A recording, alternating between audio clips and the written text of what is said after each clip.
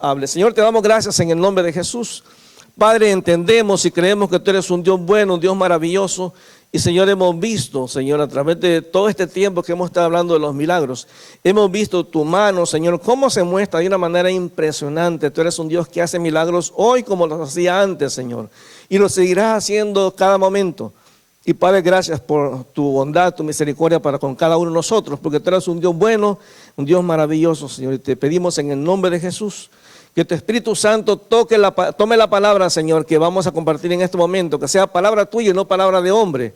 Y que esa palabra llegue, Señor, al corazón de cada persona que está en este lugar, Señor. Te damos gracias y te bendecimos en el nombre de Jesús. Amén. Hemos estado hablando ya varios domingos sobre los diferentes milagros. Y mire, en cada situación que hay en nuestra vida, cada problema que hay en nuestra vida, cada situación exige una forma diferente de enfrentarla. Por ejemplo, hay momentos en que lo que se necesita, lo que Dios necesita que tengamos para enfrentar una situación es fe. Muchas veces lo que Dios quiere que simplemente tengamos es esa fe que cree de que Dios puede hacer un milagro. Por ejemplo, cuando hay una enfermedad, te da una noticia de que de pronto la enfermedad que tienes es incurable. Dios dice, ten fe que yo puedo hacer realmente un milagro, puedo sanar esa enfermedad. Pero hay momentos en los que Dios, más que fe, Dios quiere que oremos, que nos postremos a Él en dependencia completa a Él. Digamos, Señor, yo no puedo hacer nada, estoy cansado, ya mis fuerzas se han agotado y no puedo más. Y derramo mi corazón delante del Señor y oro.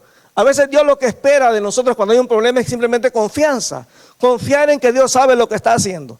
Confiar en que realmente Dios de alguna manera va a sacar adelante las cosas. Pero ¿qué pasa cuando la oración es un estorbo para que Dios haga el milagro en mi vida? Pero ¿qué pasa cuando mi fe es un estorbo para que Dios haga algo en mi vida? ¿Qué pasa cuando mi confianza en Dios, en lugar de hacerme ver las cosas como Dios quiere que las vea, me hace ver las cosas desde mi punto de vista, no del punto de vista de Dios? Hay momentos, y usted estará o no de acuerdo conmigo, pero déjeme avanzar en el sermón. Hay momentos en que la fe es un estorbo para que Dios haga milagros. Muchas veces la oración es un estorbo para que Dios obre como Él quiere obrar. Si va conmigo, por favor, al Éxodo capítulo 13.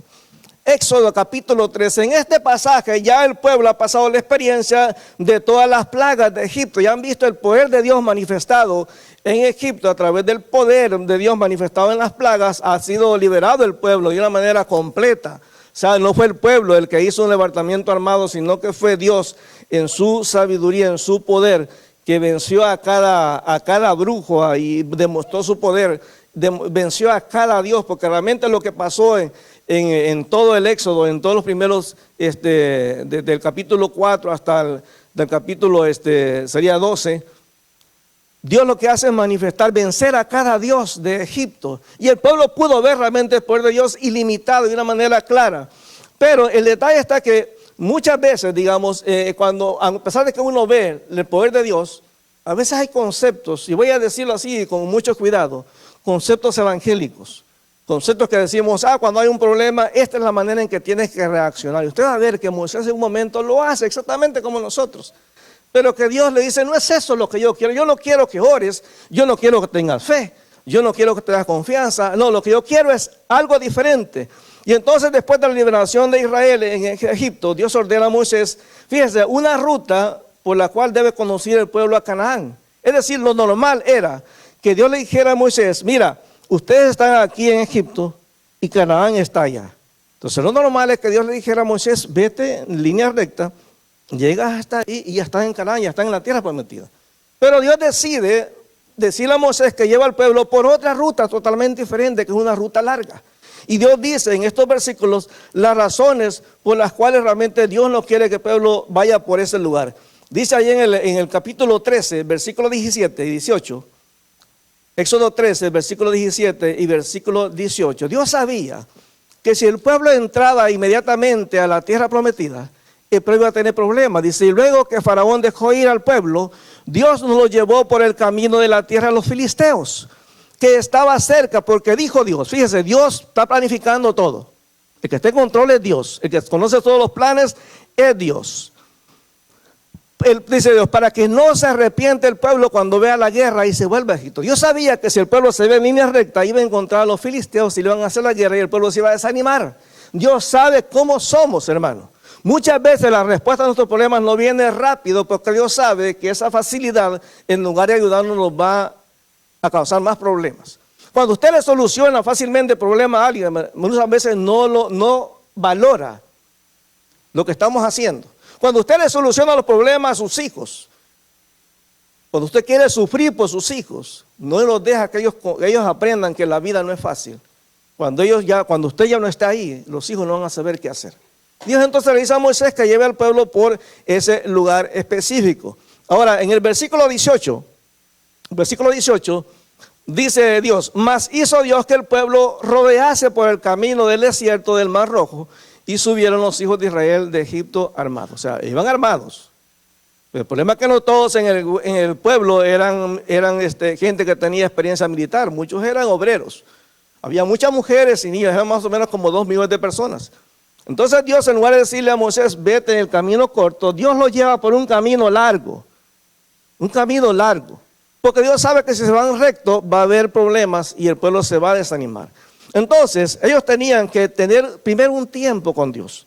O sea, Dios quería que el pueblo desde el principio entendiera que era importante pasar un tiempo en intimidad con Dios. Y en Éxodo capítulo 14, versículo 1 y versículo 2, el Señor le dice a Moisés que Él quiere que el pueblo vaya primero, antes de ir a la tierra prometida, primero que tengan un tiempo personal con Él. Éxodo 14, versículos 1 y versículo 2. Dice, habló Jehová a Moisés. Es Dios quien está hablando, hermano. Esta no es idea de Moisés. Esta no es idea del pastor, no, es idea de Dios. Dice, di a los hijos de Israel que den la vuelta y acampen delante de Piahirot, entre Migdol y el mar hacia Baal-Zephón, delante de él acamparéis junto al mar. O sea, Dios lo lleva a ese lugar, pero Dios quiere en ese momento darle a Moisés las tablas, los 10 mandamientos. Dios sabe que el pueblo no puede entrar a la tierra prometida si no tener claro la relación íntima con Dios. Dios quiere establecerse claramente de que el que manda ahora en la vida del pueblo ya no es Faraón, ahora es Dios. Y por eso Dios lo lleva en ese lugar. Ahora, en ese momento en que Dios lo lleva, hay que entender varias cosas que usted y yo tenemos que mantener en mente. Y necesito, hermanos, que mantengamos en mente estas 3 cosas. Número 1, capítulo 13 de Éxodo, versículo 3 y versículo 4. Número 1. El pueblo tenía que recordar en todo momento que la libertad de la esclavitud de Egipto fue obra de Dios, no del pueblo. En el versículo 3 dice, y Moisés dijo al pueblo, tened memoria de este día en el cual habéis salido de Egipto, de la casa de servidumbre, pues Jehová os ha sacado de aquí con mano fuerte, por tanto no comeréis leudado. ¿Quién sacó al pueblo de Egipto, hermano? Dios. ¿Quién lo sacó a usted del pecado? Dios. Mantengamos en mente, o sea, la libertad viene por parte de la obra de Dios. Fue Dios quien nos libertó. Romanos 5:8 dice, mas Dios muestra su amor para con nosotros, en que siendo aún pecadores, Cristo murió por nosotros. Mantengamos en mente eso. El que da la libertad es Dios. La segunda cosa que el pueblo tenía que recordar es que Dios le había dado la promesa de llevarlos a la tierra prometida. Yo se lo dijo claramente, yo los voy a llevar hasta ahí. No importa los problemas, yo los voy a llevar hasta allí. En capítulo 13, versículo 5 de Éxodo 13, versículo 5. Si puedes ponerme, por favor, la versión, la nueva traducción viviente, por favor. Si es posible, ¿verdad? Si no, nos quedamos con la Reina Valera, no importa. La nueva traducción viviente, ahí está. Dice, una vez que el Señor los haga entrar en la tierra de los cananeos, los hititas, los amorreos, los heveos y los jebuseos, deberán celebrar este suceso cada año en este mes. Él les juró a sus antepasados que les daría esta tierra, una tierra donde fluyen leche y miel, hermano. Es una promesa de Dios. Dios les dijo que los iba a dar a esa tierra y se las iba a dar. O sea, Dios dice en la Biblia en cuanto a nosotros, el que comenzó la buena obra en nosotros, la perfeccionará hasta el día de Jesucristo. O sea, Dios, hermano, ¿va a haber problemas en el camino como cristianos? Claro que sí. Pero Dios me da la promesa de que me va a llevar hasta allá, no importa los problemas que haya. Dios le dijo al pueblo que le iba a llevar a la tierra prometida, no importa las situaciones que vayan a enfrentar. Entonces, la primera cosa que Dios le dio al pueblo, que Él es el que salva. Número 2, la promesa de que los va a llevar a la tierra prometida. En Éxodo 3:11, Éxodo 3:11, el Señor, 13:11, perdón, 13:11. Éxodo 13:11. Dice, cuando el Señor cumpla la promesa que les juró a ustedes y a sus antepasados, esto es lo que deben hacer. El día que Él les dé la tierra donde actualmente viven los cananeos. Es decir, Dios les está diciendo, les voy a dar esa tierra. Va a llegar en su momento. Pero la tercera cosa que Dios quiere que el pueblo entienda es que Dios siempre va a estar con ellos. Nunca se va a apartar. Aunque no lo vean. Aunque no entiendan las situaciones, Dios sigue estando en ese lugar. En capítulo 13 de Éxodo, versículo 21 y versículo 22, Dios le da otra vez, le recuerda a todo al pueblo de que Dios siempre va a estar con ellos. Primera cosa, que Dios es el que salva. Número 2, que Dios les va a cumplir la promesa que les dio. Número 3, que Dios siempre va a estar con ellos en todo momento. Dice, el Señor iba delante de ellos. O sea, no iban a la deriva, hermano. No iban a la deriva, o sea, Dios los iba guiando. Y los guiaba durante el día mediante una columna de nube y les daba luz durante la noche como una columna de fuego. Esto les permitió viajar de día y de noche. Versículo 22. El Señor nunca quitó de su lugar delante de ellos la columna de nube ni la columna de fuego. Siempre, hermano. O sea, el pueblo tenía conocimiento de eso. Usted y yo sabemos, como creyentes, que la salvación vino de Dios. Número 2, que Dios ha prometido cumplir la promesa de llevarnos hasta el cielo. Esa es la promesa. De hecho, Dios dice en la Biblia que nos ve ya sentados en lugares celestiales con Cristo. Pero número 3, Dios dice, yo voy a estar contigo siempre. Mateo 28, 20, ¿qué dice? He aquí estoy con ustedes todos los días, hasta el fin del mundo. Ahora, el pueblo obedeció, hermano, y el pueblo siguió, llegó a Pi-Hahirot, y el pueblo cuando llega ahí se da cuenta de que hay un problema ahí. Ahora recuérdense, toda esta gente que estaba ahí en el grupo, en el pueblo judío, habían visto las obras de Dios. Y habían escuchado las promesas de Dios. Estaban conscientes de lo que Dios les había dicho. El pueblo obedeció de ir por el camino que Dios les había dicho. Todavía recordaban la victoria de Dios en Egipto. Todavía recordaban cómo Dios había vencido a los magos, a los hechiceros. Cómo había destruido los ganados en Egipto, las cosechas. Cómo había matado a los primogénitos. Todo eso lo recordaban, hermano. Como usted y yo que nos acordamos cómo Dios en su misericordia ha hecho milagros en nuestras vidas, nos recordamos de eso. Ahora, qué bonito hubiera sido que el pueblo fue rescatado de Egipto y a pesar de que Dios decidió llevarlos primero al monte Sinaí y luego a la tierra de Canaán, qué bonito hubiera sido que no hubiera habido problemas en el camino. ¿A cuánto les gustaría ver que nosotros hubiéramos recibido la salvación y de ahí a nomás decir, quiero a Cristo, lo recibo como mi Señor Salvador, de una vez me salían las alas y me fuera al cielo? ¿Cuánto gustaría? De una vez, para no pasar más problemas, hermano. Pero no pasa, hermano. No se convierte y seguimos con los problemas acá. Todavía tenemos que buscar trabajo. Todavía tenemos que levantarnos todos los días tempranito para ir a trabajar. Todavía nos enfermamos. Todavía nos enojamos. Todavía tenemos problemas.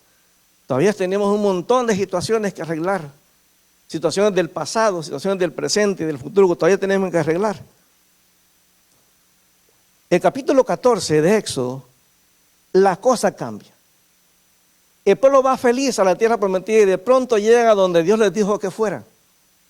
Y Dios sabe lo que está pasando y lo que va a pasar. En el capítulo 14, en el versículo 5, aquí empieza el problema. Porque de pronto, sin que el pueblo judío supiera, en Egipto hay un grupo de gente, la gente de Faraón, de pronto se dan cuenta de que cometieron un error dejando ir a los judíos. Y están enojadísimos porque recuérdense, toda esta gente había perdido por lo menos el hijo primogénito. Estaban enojados, hermano.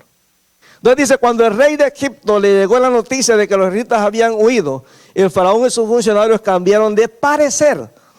¿Qué hemos hecho al permitir que todos esos esclavos israelitas se fueran? Se preguntaban. Entonces, el siguiente versículo sigue diciendo la palabra. Entonces el faraón preparó a su carro de guerra y llamó a sus tropas. Recuérdense, el problema ya se está preparando y el pueblo no sabe. Usted no se levanten en la mañana diciendo, bueno, ojalá que solamente tenga 3 problemas ahora. No tengo ánimo para más. Y espero que nadie me hable fuerte en el trabajo. Que todo me vaya bien, que todo lo que hay en el trabajo mi jefe me lo celebre. Pero usted sabe que los problemas van a venir de un momento a otro, hermano. Usted no sabe. Puede ser que cuando llegue usted al trabajo en cualquier día de la semana, le diga al jefe, ¿sabes qué? Haz recorte personal, te vas. Y va a pasar. Te va a un chequeo médico. Y usted va a para una cuestión normal y de pronto le dice, oye, tienes esta enfermedad. Y usted no sabe. O sea, los problemas empiezan a gestarse antes de que nosotros nos demos cuenta. Los judíos no sabían de que en Egipto se estaba gestando un problema, de que esta gente que estaba enojadísima iban a ir allá realmente a matarlos, a destruirlos. Ahora, en el capítulo 14, versículo 1, cuando Dios lleva al pueblo, fíjese lo que dice este versículo. Entonces el faraón preparó, versículo 1 por favor. Entonces el Señor le dio a Moisés las siguientes instrucciones. Dios le dijo a Moisés que llevara al pueblo a un lugar específico, a Piairot. Versículo 2. Ordénales a los israelitas, es decir, Dios no les dio la opción de si querían o no querían. Que den la vuelta y la acampen cerca de Piairot, Migdol y el mar. O sea, un lugar específico. Que acampen allá a lo largo de la orilla frente a Baal Zephón. ¿Cuál era el problema con este lugar? O sea, Dios toma una decisión que no tiene sentido para un general militar, hermano. No tiene sentido. ¿Por qué? Porque Dios lo lleva a un lugar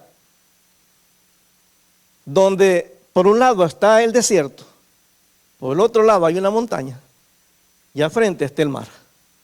Sí, no hay manera de correrse, hermanos. Hay un ataque ahí, no hay manera de correrse. Acuérdense, los judíos están tranquilos porque ellos saben que todo está bien, que Dios va con ellos y los está llevando a la tierra prometida. Ellos no saben que en Egipto el faraón y la gente están enojadísimos porque perdieron mano de obra barata y porque les mataron a los primogénitos. Están muy enojados. Ellos no saben. Entonces dice la palabra que cuando de pronto el pueblo se empezó a dar cuenta de lo que estaba pasando, el pueblo empieza a reaccionar como ustedes reaccionamos cuando tenemos noticias que son devastadoras. Dice ahí en el versículo 14, en el versículo 3, dice, entonces Faraón pensará, fíjate lo que dice el Señor. Entonces Faraón pensará, los israelitas están confundidos, quedaron atrapados en el desierto. O sea, Dios sabe lo que el Faraón va a hacer. Antes de que lo piense, antes de que lo decida hacerlo. Pero el pueblo no sabe que todo está siendo manejado por Dios.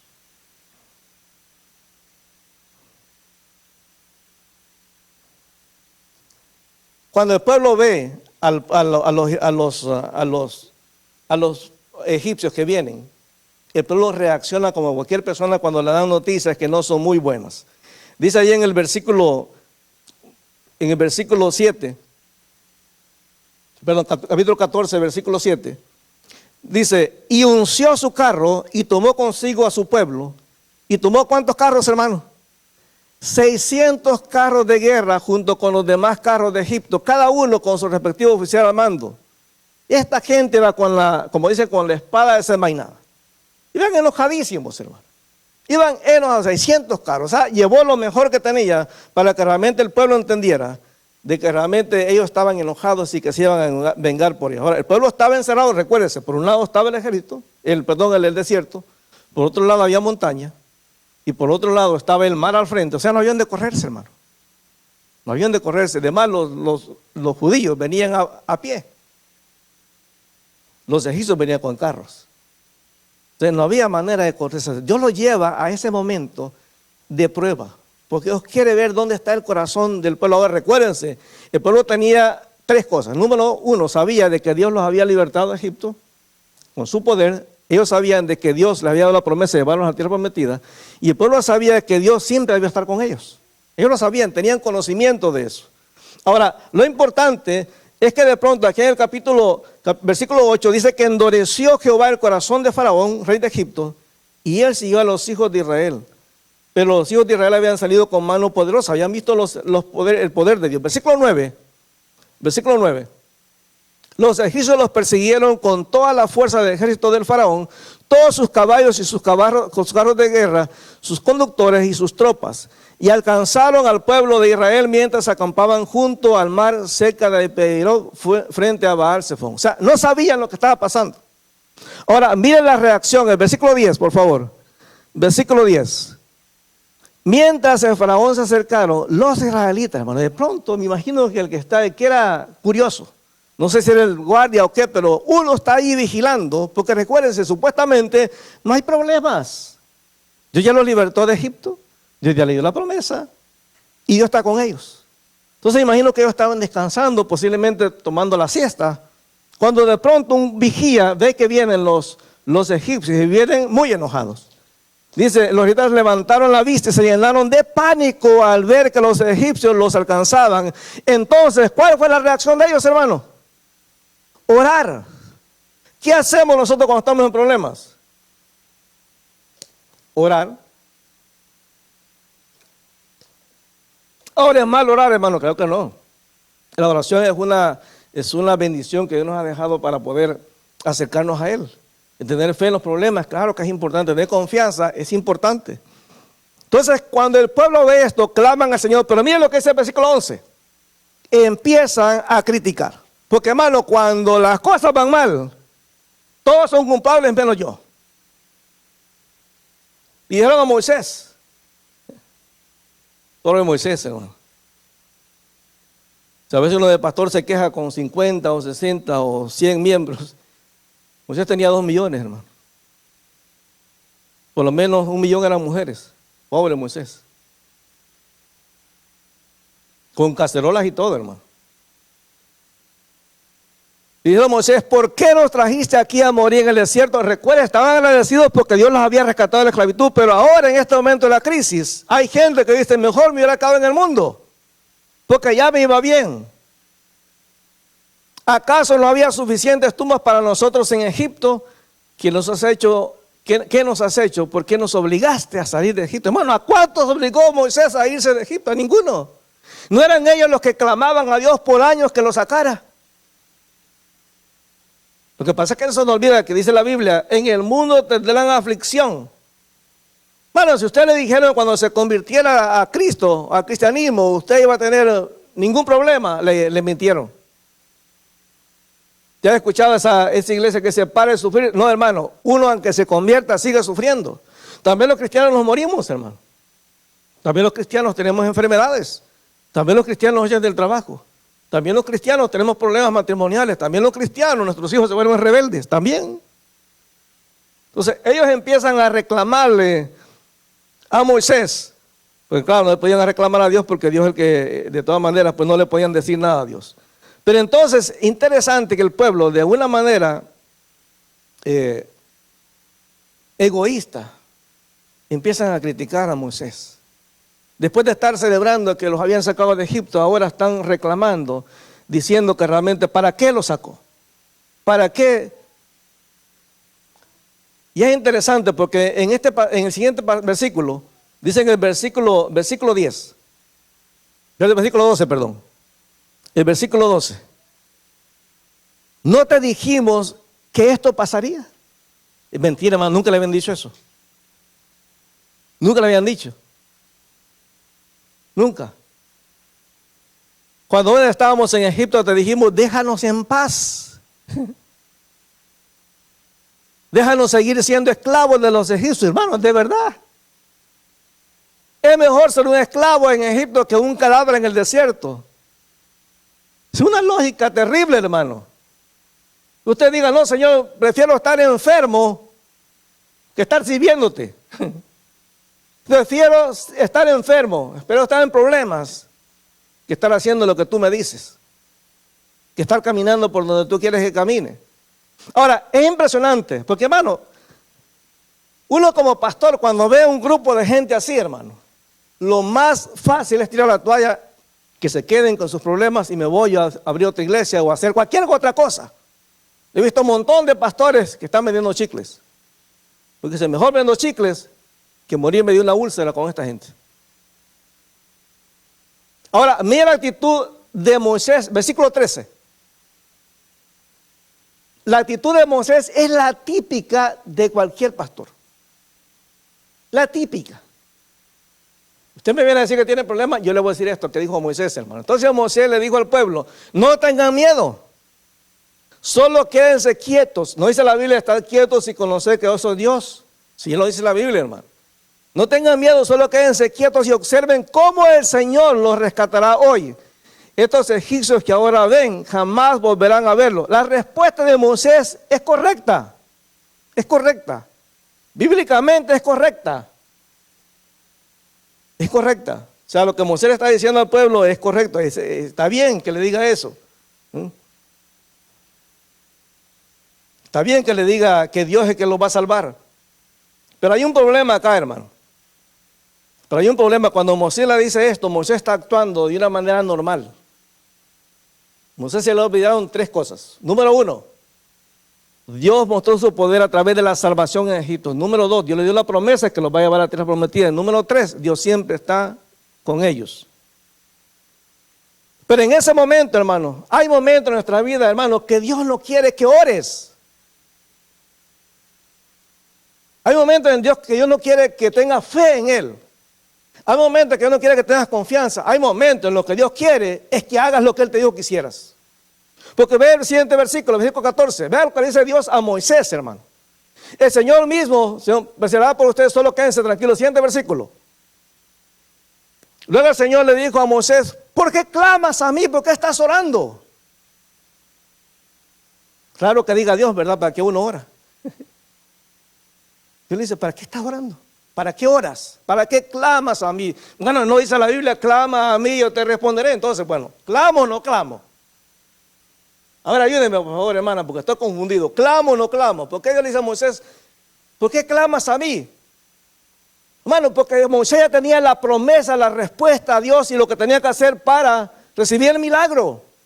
¿Qué es lo que dice Dios a Moisés que tiene que hacer? Dile al pueblo que se ponga en marcha.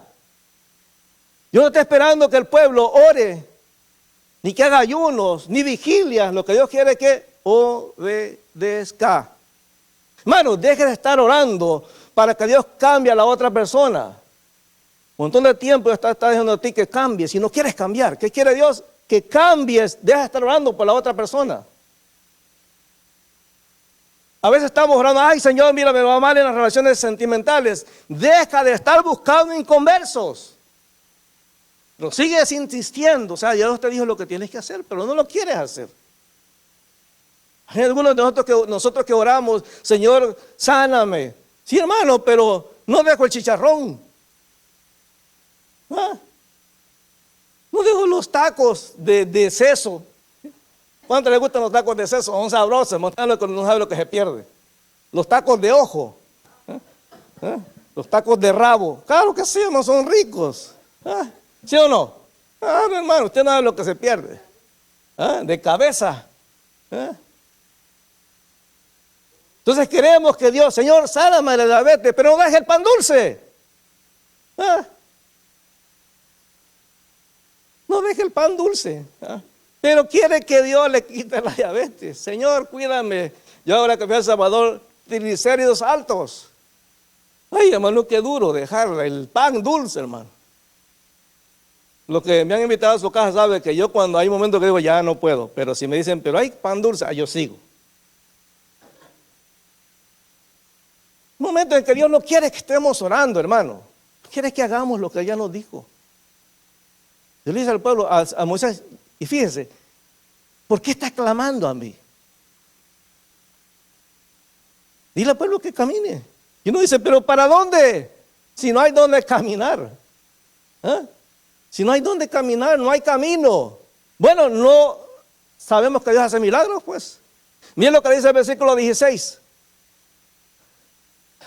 Toma tu vara y extiende la mano sobre el mar. Hermano, eso ya lo había hecho Moisés en Egipto. ¿Sí o no? Ya había abierto el mar rojo. El río Jordán. Y el mar rojo ya lo había abierto. Entonces, ya había probado hacer sangre en el Nilo. Ya había probado hacer eso, hermano. Había visto el poder de Dios ilimitado con esa vara. Ahí le tenía en la mano. Toma tu vara y extiende la mano sobre el mar. Divide las aguas para que los israelitas puedan pasar por en medio del mar pisando tierra seca. Para que el milagro se haga, no era necesario orar. Era hacer lo que Dios estaba mandando hacer. Entonces, hermano, usted sí puede seguir orando, pero si ya te dijo que hagas tal o cual cosa, hay que hacerla. Si yo te digo, si tú me sirves, te voy a sanar, sírvale. Pero debe estar negociando con Dios. No, Señor, aquí no, espérate, yo voy a servir cuando yo quiera. No, hermano, así no funciona con Dios. ¿Quién ha dicho que usted le puede poner condiciones a Dios? Deja de orar. levántate y obedece lo que te digo. Hermano, el mar no se va a abrir, el milagro no va a suceder, la promesa no se va a cumplir, a menos que obedezcamos. Usted quiere que la iglesia crezca, hay que obedecer. Y dice la Biblia, el mandato a Dios es hagan discípulos. El domingo tenemos la celebración de la amistad.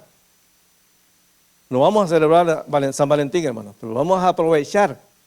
Es un momento en que la gente anda buscando amistad para traerlas a la iglesia. Tráigalas. Tráigalas. Si hay que comprar pollo extra el domingo, lo hacemos, hermano, pero tráiganlo. Porque ese es un momento para compartir la palabra. Hagámoslo. Hermano, Dios nos va a mandar la gente de allá afuera que venga diciendo, queremos escuchar del evangelio. Hermano, eso no va a pasar, tenemos nosotros que buscarlos. Hermano, Dios tiene un plan siempre perfecto, siempre. Y dice, te voy a llevar hasta allá. Sí, pero tienes que seguir el camino que yo he establecido. Entonces, dejemos de estar orando, pidiéndole a Dios una respuesta que ya nos dio. Deja de estar diciendo, Señor, ¿será que quieres que te sirva? Sí, vaya a la Biblia. No tiene que estarle preguntando, la Biblia dice que le sirvamos, que Dios nos llamó para servirle. Cuando usted está en la alabanza y está, Señor, ¿será que quieres que te cante? Vaya a la palabra. Dios busca adoradores que le adoren en espíritu y en verdad. Señor, ¿será que quieres que te dé la ofrenda? Hermano, en la Biblia lo dice, ¿para qué le está preguntando a Dios? ¿Usted quiere que Dios de pronto le diga una voz del cielo? No ofrendes. No, hermano. No perdones. No, hermano, Dios dice hay que perdonar. O sea, tenemos que hacer las cosas de la manera que Dios nos ha dicho. Y mira, hermano, en el momento que Moisés pone la vara en el mar, se abre. Se abre. O sea, empieza el milagro. Vean lo que dice en el versículo 17. Versículo 17 dice, y yo endureceré el corazón de los egipcios y se lanzarán contra los israelitas. La grandeza de mi gloria se manifestará por medio del faraón y de su ejército, sus carros de guerra y sus conductores. Dios iba a hacer un juicio contra faraón, hermano. Versículo 18. Cuando mi gloria se exhiba por medio de ellos, todo Egipto verá mi gloria y sabrán que yo soy el Señor.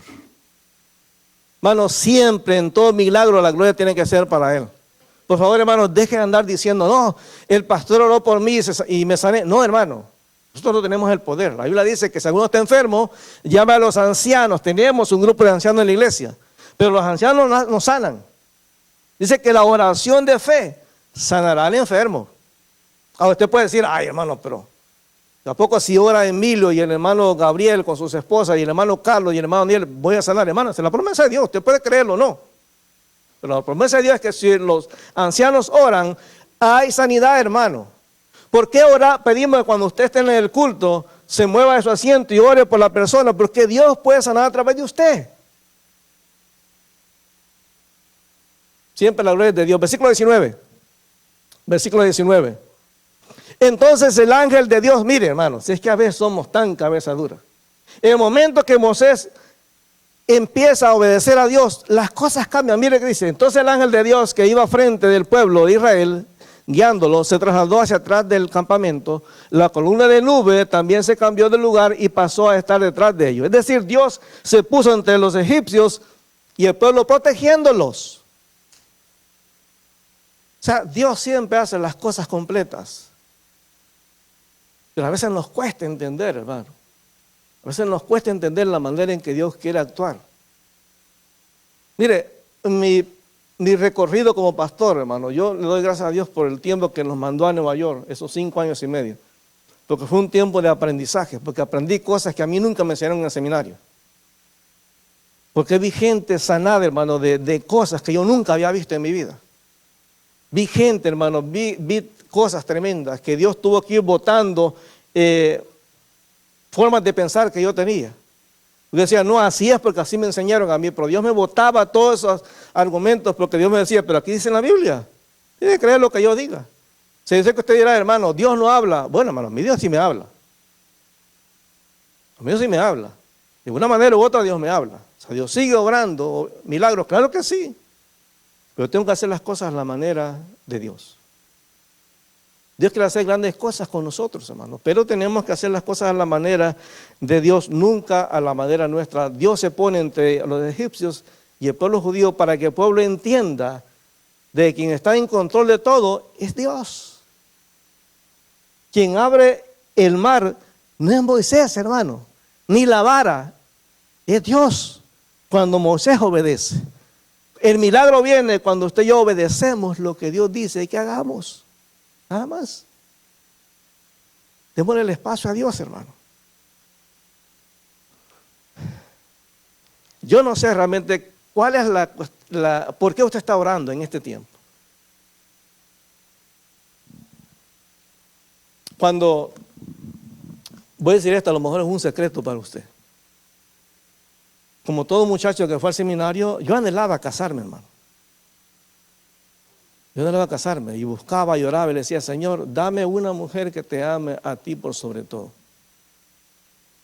Y busqué, entré en relaciones, intentando yo hacer las cosas a mi manera.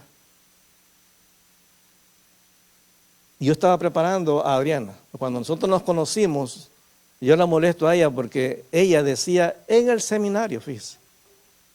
Ella me ha confesado que el que más le caía mal en el seminario era yo. Hágame el favor.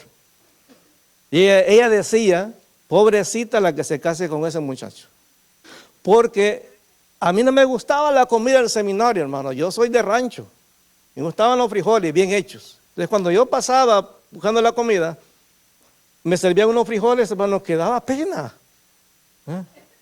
Y los frijoles sin sal, hermano, eran así grandotes y te servían como el arroz, como que era puré de papas, hermano. Entonces yo no me gustaba eso, entonces yo lo que hacía, me iba a Reynosa y compraba en Aurrera, para los que son mexicanos, compraba huevo, aguacates, pan dulce, pues no puede faltar pan dulce, café y todo eso, y entonces en mi cuarto yo tenía mi cocinita de gas y ahí hacía mi comida, yo cocinaba para mí mismo. Entonces cuando yo pasaba y veía la comida, decían, no quiero, decían, pobrecita la que se case con él. Nunca hable, hermano. Mire, ¿dónde quedó? Conmigo. Y yo entendí, hermano, que desde el momento en que yo dejé las cosas en las manos de Dios, Dios trajo a la persona indicada. ¿Se da cuenta? Deje de estar buscando, hermano. Hay momentos en que Dios quiere que oremos, sí. Hay momentos en que Dios quiere que tengamos fe, sí. Hay momentos que quiere que tengamos confianza, sí, pero hay momentos en los que ya, hermano, la fe y la confianza ya no nos sirven. Ya son un obstáculo, porque Dios ya me dijo lo que tengo que hacer. Lo que Dios espera es obediencia. Si Dios ya le dijo lo que hay que hacer para que ese milagro se haga, hay que hacerlo. Dios no va a cambiar su palabra porque a usted no esté de acuerdo. Dios hace las cosas a su manera. Y en este día, hermano, yo le animo, mire, el orar a Dios, nuestra relación con Dios es personal y el trato con Dios es personal.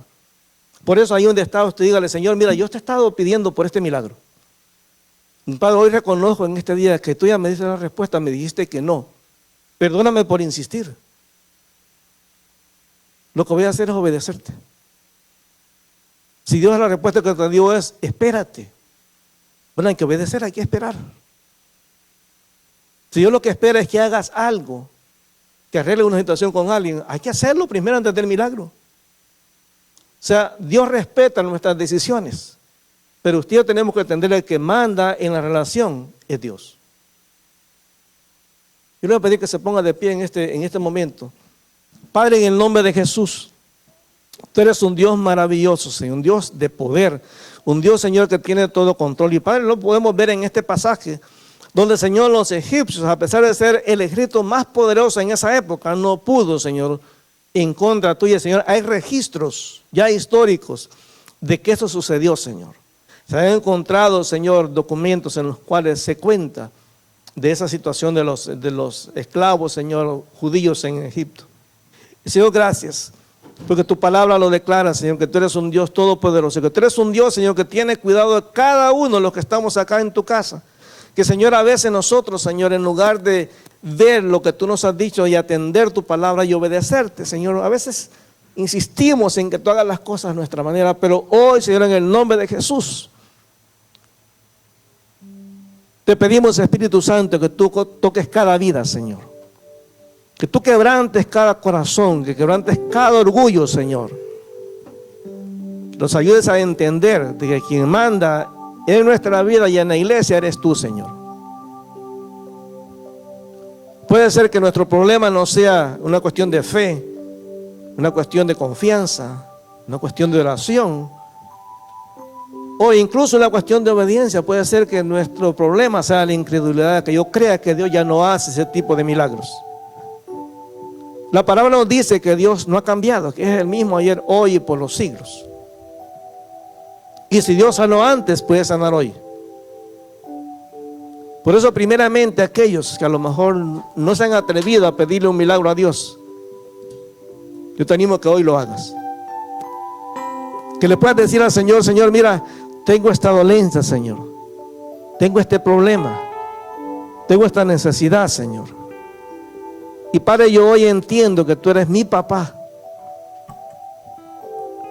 Y que cada necesidad que hay en mi vida es importante para ti, Señor. Y Señor, hoy dejo a un lado mis prejuicios, Señor, religiosos.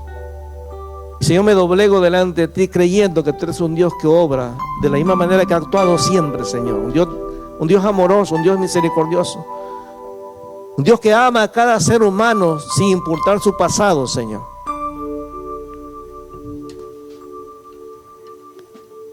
Si usted nunca le ha pedido un milagro a Dios, pídaselo en este día. Dígale: Señor, yo creo. Yo creo, Señor. Dígaselo en sus palabras. Dígale: Señor, yo creo. Si usted tiene enfermedad, ponga su mano en el lugar donde está la enfermedad. Dígale: Señor, en el nombre de Jesús, yo pongo mi mano, Señor, en el lugar de mi enfermedad, Señor, y creo, porque tu palabra lo dice, que por tu llaga fuimos nosotros curados. Yo creo lo que tu palabra dice, Señor. Y si a lo mejor usted no sabe cómo pedirle al Señor, dice la palabra que el Espíritu Santo intercede con nosotros con gemidos indecibles. Aquello que nosotros no podemos decirle a Dios, Dios, el Espíritu Santo, sabe cómo decírselo al Padre. Y si a lo mejor lo que te impide interceder delante de Dios es pecado, dice la palabra que si confesamos nuestros pecados, Él es fiel y justo para perdonarnos y limpiarnos de toda maldad. Es más, dice la palabra que si alguno hubiere pecado, abogado tenemos para con el Padre, a Jesucristo el justo. Padre, en el nombre de Jesús, a lo mejor hay alguien aquí, Señor, que ha orado mucho tiempo por una necesidad específica y no ha visto la respuesta, Señor, o no ha querido aceptar la respuesta que tú le diste. Cualquiera que sea la situación, Padre, hoy que tu Espíritu Santo traiga convicción a nuestra vida, Señor, y que nos haga entender que tú sigues siendo el mismo Dios fiel que ha sido siempre, Señor. Y si hay alguien aquí que a lo mejor ya recibió la respuesta de parte tuya, Señor, para ese milagro, si fue un no, Señor, como le dijiste a Pablo: bástate mi gracia porque mi poder se perfecciona en tu debilidad. Por eso tu respuesta ha sido no, Señor, porque te sirvo más enfermo que sano. Si tu respuesta, Señor, ha sido espera, ayúdanos a esperar. Si tu respuesta ha sido cuida tu salud, cambia tu alimentación, tómate la medicina que te recomendaron, ayúdanos a ser obedientes, Señor, a tu palabra. Señor, en el nombre de Jesús, en nombre de Jesús, Señor, te damos gracias, Señor, porque tú eres ese refugio para cada uno de nosotros, Señor.